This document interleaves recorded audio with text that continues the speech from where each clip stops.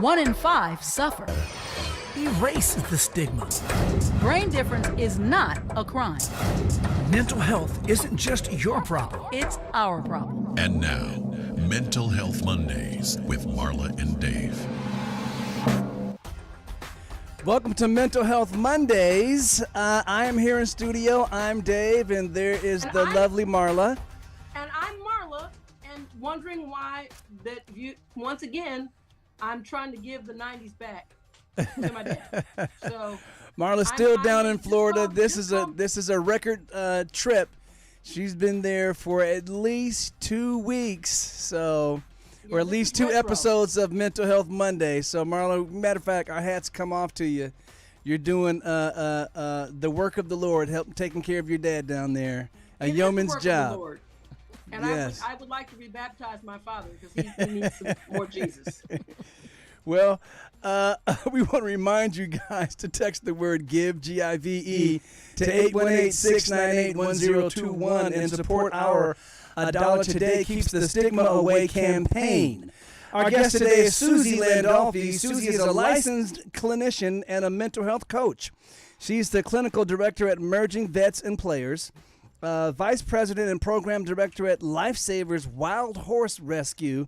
She's definitely doing the most. She also has a podcast called Be Crazy Well, sponsored by a veteran resource organization called Coming Home Well. Suzi says she's on a mission, and when we come back, we will hear all about Suzi's mission and all of the very things that she does. She's wow. I thought I was busy. Suzi's got me beat. I can't wait to hear more. Indeed. We'll be right back. Don't move.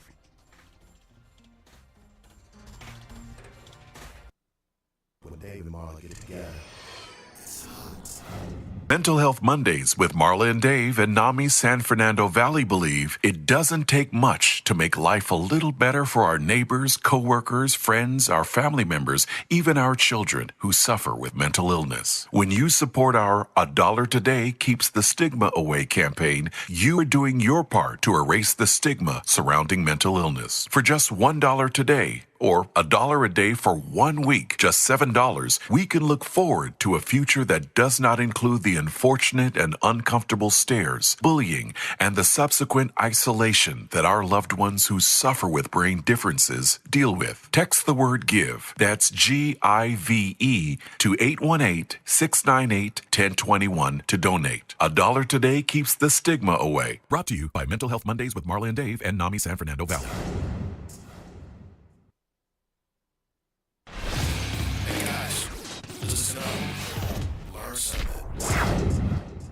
All right, as promised, we are welcoming Suzi Landolphi to the Mental Health Mondays with Marla and Dave. Welcome, Suzi. Thank you. Right before we get started, I just have to one quick note that I think is super important for the mental health family. Our heart goes out to Hannah Sussman, who lost her mother. Yes. And she's an amazing person and has been helping us with the production of Mental Health Mondays from day one. So Hannah, we love you. And our thoughts are with you. And I had the honor and our hugs and our prayers and well wishes. I had the honor of meeting her mother and working with her mother on that short little film that they did. They have been such a huge support of mental health as a mother and a daughter. Amazing. Wow. Yeah. So we're hugging you remotely, Hannah. Hope you feel the love. All right. So Suzi, man, you said you're on a mission. I am. So anyone who starts off that way, it's a lot of energy. You can feel the drive behind that statement. So why don't you talk to us about your mission, and then we'll get into all the different things that you actually do. Well, I think the mission actually for all of us, and yourselves included, is to start a mental health evolution. You know, most revolutions end up going right back around to where they started. Right. But in evolution, you are Evolving. permanently changed. And one of the things that happened was we don't understand that mental health has to change. They don't always get it right. Yeah. I mean, modern mental health Right. started with drilling holes in people's heads Yeah. to let Right. the demons out, Let right? the demons out. Well, oh, thank More God of we a don't do that spiritual anymore. perspective. Right. And then up until 1973, if you were gay, you were in the diagnostic manual. Yeah, Right. you were as mentally a ill. mental Being disorder. mentally ill. I mean, really. So we constantly are changing, but not changing enough. And I would like to say that I know a lot of people realize we take the quote unquote Hippocratic oath, but actually we take the hypocritical oath. I was going to ask you about that. Why don't you Because explain the difference? Because it's the mental health model, and the medical model is I can tell you to quit smoking, quit drinking, and lose 100 pounds. I Yeah. can do that. And I can go home, smoke a carton of cigarettes, drink a bottle of wine, and eat a whole cheesecake myself. You're saying that as a doctor, they don't maintain their own health. They're just going down the steps As like a like a therapist. mechanic. That's right. As a Right. therapist, you Yeah. don't. You literally do not have to practice that which you are helping other people do. And when I first started in this work, I said, "Well, wait a minute. I'm going to do everything that I ask people to do, or I'm going to at least have Right. started." Yeah. So it was very different for me as a therapist, and it's also very different that I mean I hate to say this because it's a sad state of affairs, but a year ago the American Psychological Association finally came out and apologized for supporting systemic racism. I want you to think about that for Wow. a second. Now Wow, think I about missed that one. Yeah, do you know why you missed it, Marla? Because they didn't put it everywhere. They didn't. That would seem like that should be front page It should news, be especially if you're going to admit it. That's exactly right. The Wow. NFL struggled with it, with race norming. They had to own up and find out that they were not helping black players with their TBI, with their traumatic brain injury and mental health, because they lowered the standard for them. Wow. Wow. So this is a huge time in our lives. This Yeah. can be the mental health evolution, and you guys are helping. Well, you know what? When you put it that way, wow. Yeah. But very Yeah. true. But very true. So tell us how you were drawn to the field of mental health in general. Yeah. I came I from mean, a that's crazy family, like all of us.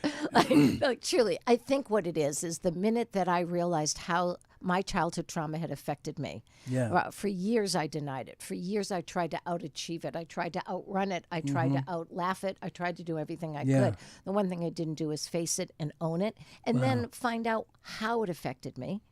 And I realized then that there's nothing wrong with me. It's what happened to me. And now Right. I get to help myself do different to be different. And I want you to think about that. Diagnosis is about telling you something about yourself that is wrong with you, Yeah. that is a struggle, that is Yeah. not something that's well.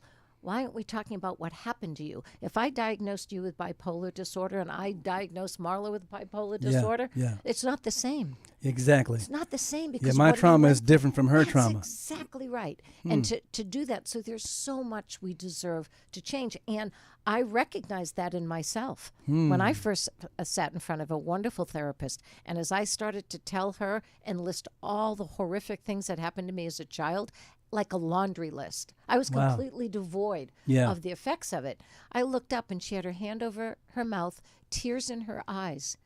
And I thought, I looked behind me like, did someone just walk in the room? Yeah. What is she so upset about? Right? Yeah. And then I realized it was me and what happened to me. Wow. Then I started to cry and I didn't stop crying for a year. Wow. Wow.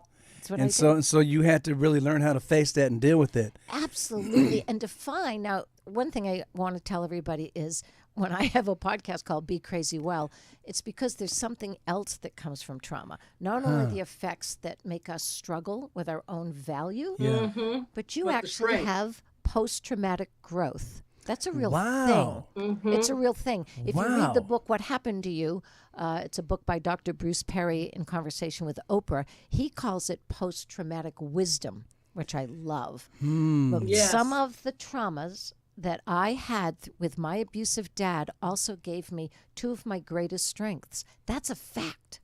That's just Wow. a fact. Well, so first of all, right quick, if you can just go down that rabbit hole just slightly. I'd love to. And what are those two greatest strengths that came from your trauma with your as you said, your abusive father. So my dad had a eye problem. He was bullied as a kid. He was the son of Italian immigrants, so he didn't fit in. Right. And so he started his own restaurant based with nothing. First he was in the war, and then he came back and started his own restaurant. So he was filled with his own fear and sadness, which turns to anger. So he was very angry, very impatient. And he also wanted to make sure that he was never wrong. So I had to be wrong. Right. I just had to be wrong as a right. child. If that conflict was going to end. That's right. What I saw, though, from my father was two things that happened. One, he started a restaurant based on nothing. He was an entrepreneur. During the AIDS crisis, I opened the first condom store in the United States. Wow.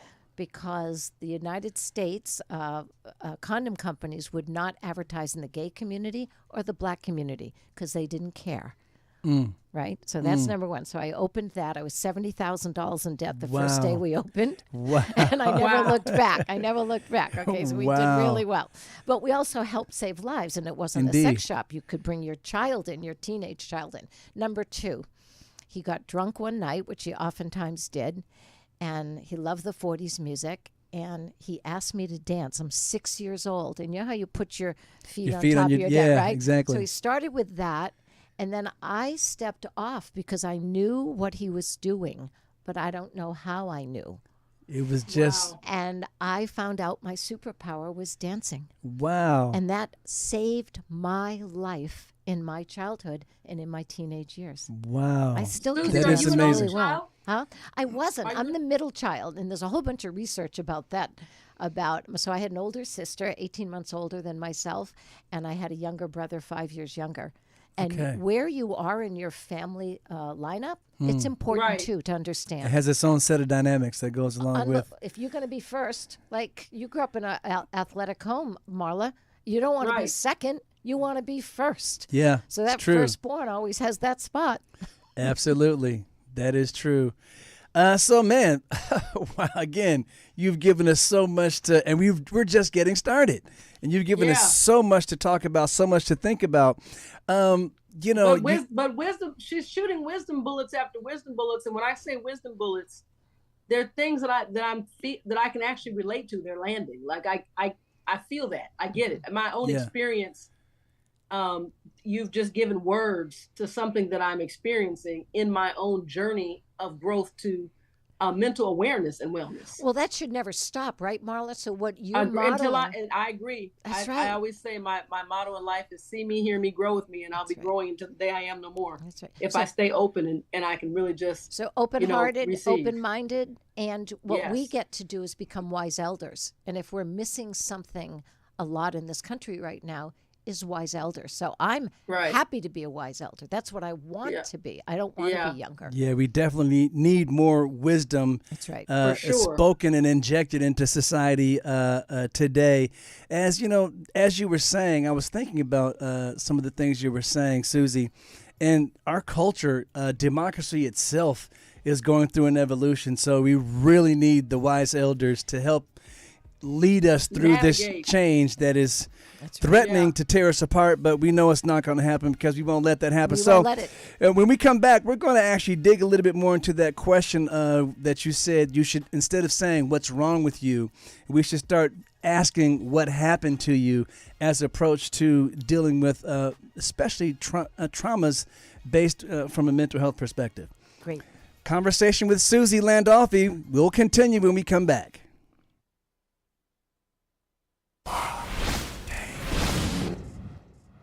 It's time for the Mental Health Minute with Marla and Dave. Bipolar disorder affects about 45 million people. The World Health Organization says it typically consists of both manic and depressive episodes separated by periods of normal mood. Manic episodes involve elevated or irritable mood, overactivity, rapid speech, inflated self-esteem, and decreased need for sleep. People who have manic attacks but do not experience depressive episodes are also classified as having bipolar disorder. Effective treatments are available for the treatment of the acute phase of bipolar disorder and the prevention of relapse. These are medicines that stabilize the mood. Psychosocial support is an important component of treatment as well. If you or someone that you know is suffering with bipolar disorder, hopefully you and or they are in treatment. But if not, please, we ask always here on Mental Health Mondays for that seek professional help immediately. And remember, you are not alone. This message is brought to you by Mental Health Mondays with Marla and Dave.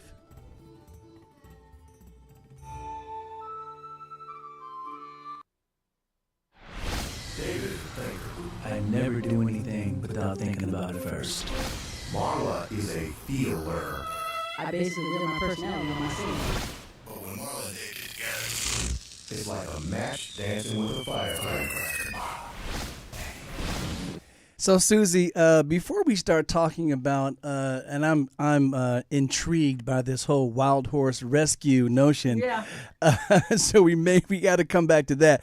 But before we do, as promised, as we were going into the break, one of the things that you said as you were just dropping all the nuggets of wisdom is that we should stop asking what's wrong with you, and the better question is what happened to you. Now, how does that relate to, because you started talking about that a little bit, how does that relate to certain diagnoses where, it's just a genetic, and maybe it's not such a traumatic event that triggered you into some mental health, or as we like to say, brain difference? Right. So what's interesting about even the idea of genetics, genetics are made out of cells, and you have a different set of cells every 7 years. People don't know that. You totally regenerate every 7 years. So if it's so genetic, then we have to say, well, wait a minute, what if it's not part of my cells, but it's part of my cells because of what I experienced? So let's just take bipolar disorder. I think it's amazing that I used that as an example. Yeah, and then you read exactly. about it. I mean, that's the universe, right? If you live with a parent who is struggling with anxiety and depression, with substance use, they might be up 1 minute, everything's fine, everything's great, right? Overachieving, and might crash and go down. And then they go up again and they go down again. The same thing you read, Marla, about the symptoms. Do you know you can learn symptoms? You literally, you taught your children how to talk. You taught them how to walk. You taught them how to work with a fork and a knife and all of that. Taught them how to wipe their point. butt. So you're socializing your reactions and so teaching that to your kids. Careful about how we tell the story. So the first thing I do with people is I want to hear their story before I'd ever diagnose them, and before I would assume that something was passed down genetically when it could be easily passed down just through behavior, just through emotions and struggle. So I would say that's the most important part. And if I don't know your story, if you didn't ask me my story, Dave, you would never know that I'm an entrepreneur and I'm a great dancer. Yeah. You would just call me bipolar. You would not know all these wonderful post-traumatic growth experiences of me. And then we're treating what we think is the problem as opposed to building up what is the strength. Wow. Right. And so you're not the first guest that we've had that sort of is really working to change the paradigm of how we think about mental illness as less of a burden and more of a superpower. Like outside of it, like you said, what was the term that you said? I got to remember that. What comes out of that trauma? Post-traumatic growth? Post-traumatic growth. PTG. That is amazing. I might steal that. So just let me know where to send the royalty check. Well, you can really look it up. It's 37 years of research that came out of UNC Charlotte by Dr. Rich Tedeschi and Lawrence Calhoun. And I got to meet them and work with them. Before we turn the corner, as like I said, I'm really intrigued by the wild horse rescue. If someone wanted to sort of inquire about maybe getting some mental health coaching with you, how would they find you? Well, I always joke and say I think my number is on several bathrooms around Los Angeles, so you could probably look there. I can give my number. I always do. And you can also reach me through email. And certainly you can email me through Merging Vets and Players, But if you want, I'll give my phone number and I'll give my email. You can put it up if you want, or I can just say it, however you want to do it. It's up to you. Dave, all right. Dave is talking about the horses. I'm interested in talking to you about merging vets and players. Okay. We're going to have to split our time here. We'll let you choose which one of those that you want to go a little bit further into depth with first. So I'll give my email because I think that's easier to remember. So Suzi is Suzi, because my last name also has an I. And it's Suzigma, Suzi Gma, because I am a Gma to my grandson. And I love it. So SuziGma@gmail.com. I love that. So Marla, you said you... How old is your grandchild? Is what Marla's he's 17 and a half. Nice. So it's always going to be that, huh? Mine is 12, and he and I are like this. Yeah, very close. And Marla, I want to tell you something that's interesting. We talk about mental illness and what happened to you. My grandson had leukemia twice. Wow. Not once. I didn't know that was possible. Twice. He had a reprieve for 3 months, and it came back with a vengeance. Remission. And I tell him, because we used humor a lot in his healing, and I said, you know why you got it twice, Logan? He goes, why is that, Gma? And I said, because you come from a family of overachievers. I love it. So Marla, did you have anything else you wanted to?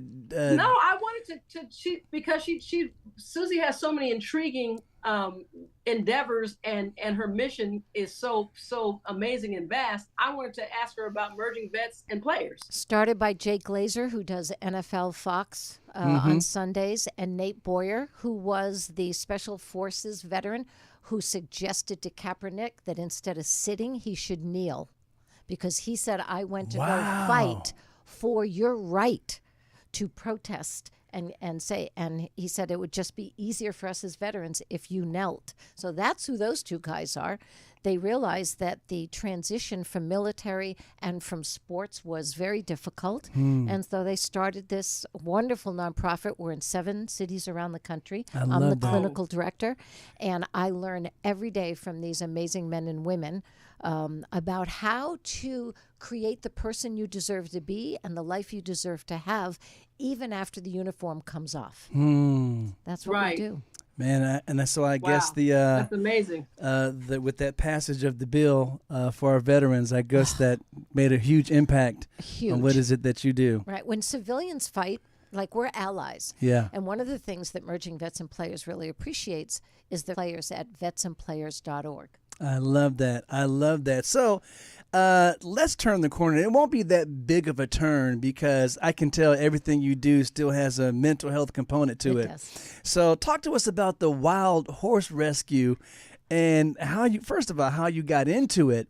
And then before the show, we were talking about calming and how working with the wild horses, you can help others, individuals, calm down. That's and you right. said the horse might not calm down as much. Right. So we call it gentling. So gentling, that's there's right. no breaking. We're not breaking any horses. A young woman named Jill Starr, older now, started Lifesavers 26 years ago with one horse. Wow. And then we've had thousands come through Lifesavers. We have 400 now. And one of the things that she instituted was this idea of gentling horses that wanted to be adopted out. So if someone wanted to come and they were qualified to be able to take on a wild horse, we would gentle them by partnership. There's no horse you can control. There's no bit that will stop a horse from running if it wants to run, and there's no saddle that will keep you on if they want you off. So it's about partnership. It's about connection. It's about consistency. And so we started to use it. When I came on board of Lifesavers, I said, this gentling thing is a great mental health experience because you have to learn how to be congruent. That means your thoughts, your feelings, and your actions have to be the same for the horse to really trust you. Almost like that movie, The Avatar. That's exactly right. So you've got to breathe, and you've got to have honesty in your heart and in your head and in your actions. And sure enough, we started to do it with veterans, and they loved it. And the horse is not codependent like a dog is. A dog will just follow you everywhere because we took them out of their pack, but a horse will not. You can partner with a horse, but it will never, ever accept you as a partner if you're not well, if you're not safe. Wow. So that gentleman and that's very interesting. Right. Now what does it say about me? Because I remember a few times when we were younger, we would go horseback riding, and especially when our kids were little. And if you went toward the end of the day, no matter what I was trying to get the horse to do, I don't know if the horse was noticing that I will soon be overweight, it's time to eat some more, or the horse was just ready to eat. No matter what I did, my horse just turned around and would take off right for the barn. That's exactly right. I've had one grab me by the ankle and try to pull me off, and I'm like, okay, you got this. So this idea that you didn't actually have a relationship with the horse until you got on it. Yeah. I'm not going to say that we should be doing that with horses or people. Right. Just saying. That's a good one. Right? You should make sure you have a trust-filled, trustful, kind and congruent relationship with the horse before you ride. I don't even call it riding. I call it moving with the horse. Don't get on the first date. That's our motto here. We'll be right back.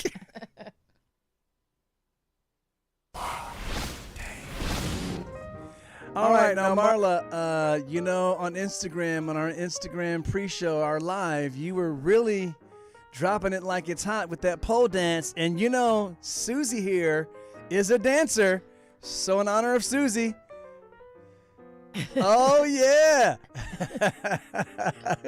With the super fun music, already lets us know it's time for the pole question. And Marla, kudos. That was the best pole dance yet. Pole question dance. All right, Marla, what was our question last week? Last week, the question that we asked, which we'll also ask to Suzi, I remember the answer that our guest gave us last week. Last week we asked what percentage of adolescents ages 13 through 18 suffer or have suffered from a mental illness. 28%, 39%, or 50%. Again, the question is what percentage of adolescents aged 13 through 18 suffer or have suffered from a mental illness?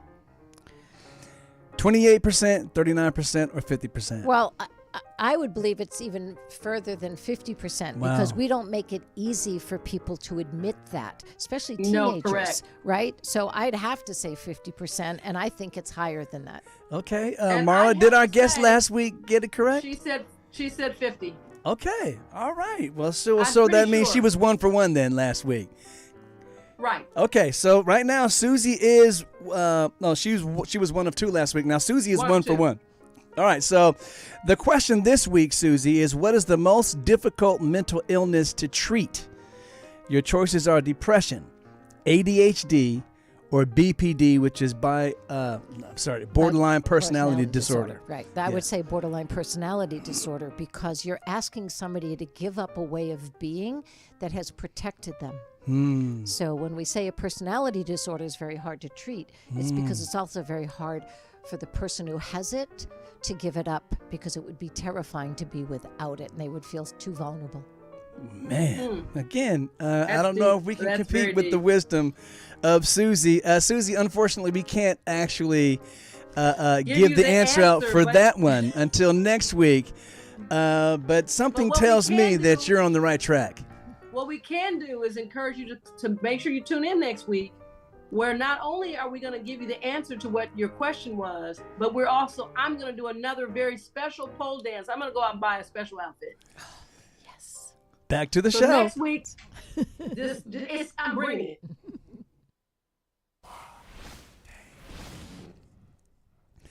All right, so Suzi, we were talking about the wild horse, and as usual, I knew it that nothing would stray too far from your work with mental health and mental illness and raising awareness, and really in a way that does a great job of not increasing the stigma. Right. As you do it, and just removing the stigma and reminding people, especially with that question, not what's wrong with you, but what happened to you. It reminds them that you are not your mental illness. You are not the diagnosis. That doesn't actually define who you are. Absolutely. It just really tells us how to help you a little bit better. One of the things too about mental illness is we don't talk in terms of severity. And so I always say everything's like salsa. It's either mild, moderate, or severe. Now I have some OCD and I love it. It's so helpful in my life. Helps you keep things clean, I would imagine. Well, people want me to come to their house. Exactly. They want me to come to their party. Hey, Susie, you see that vacuum cleaner? That's right. You should have some nice features. I ask where the vacuum cleaner is. But the point is to mild to moderate. And that helps me. That doesn't have to be something. If it's severe and I can't relax and I can't sit on the couch with my grandson or my daughter. Might require a little bit more attention. Yeah. So we just have to remember that it's not just the diagnosis. It's the amount that it helps your life and hurts your life. That's what you really want to ask yourself. And so now you also mentioned about it's not just the evolution of the awareness or how we look at mental illness, but doctors also, therapists also need to join us in this evolution, because one of the things that was always weird for me is that when our older kids got their diagnoses, you find out what's wrong. It's not like, oh, so you have a staph infection and we know exactly what antibiotic to give you and we know how to fix that. It's These are a family of medicines or medications that might help. They might. And they might not. And this is a ballpark dosage that might help or it might not. And so that whole titration process, I would imagine that if our kids were able to make their own decisions back then, it would be very difficult to get a grown person to agree, especially when the first few tries, it might not work. You might feel worse. Right. And what we know, too, about the brain now is different. So each generation gets the benefit of more research in what we know. So, for instance, now that we know, the brain actually heals from what you do, not by trying to change what you think or feel. So you guys, you said you're the thinker and you're the feeler. Well, guess what? Thoughts and feelings are the exact same thing. And most of what you think about yourself and feel about yourself was either done to you or told to you. That's not to throw all of us as parents under the bus. Like, I know my mom and my dad did the best they could with the understanding and the experience they had. They were not perfect. I was not a perfect parent. Yeah. I'm still not. I'm pretty close, but I'm not. But I wasn't. You're a perfect but G-ma. I wasn't then. You're a That's perfect right. G-ma. Oh my God, I'm such a great G-ma. But I wasn't then. So here's what I get to do. I get to change. So I get to change. And you know what that does? Makes it easier for my daughter and my grandson to change. I love that. Right? Instead of trying to change our kids all the time, take a look at yourself. I teach at a treatment center that I was the clinical director of years ago. And I always say to everybody, I said, first of all, you're here as the kids. You're the children of a mother and father. And you had the courage to come in here and learn and to face your struggle. I said, I think we should send you home and send your parents in here now. They deserve to be in here too, right? So and you said it right, Dave. You said it's a family system. It's a family way that we get to change. And I want to say one thing about a stigma. I don't know where that word came from. I need to look it up because I love words and words matter.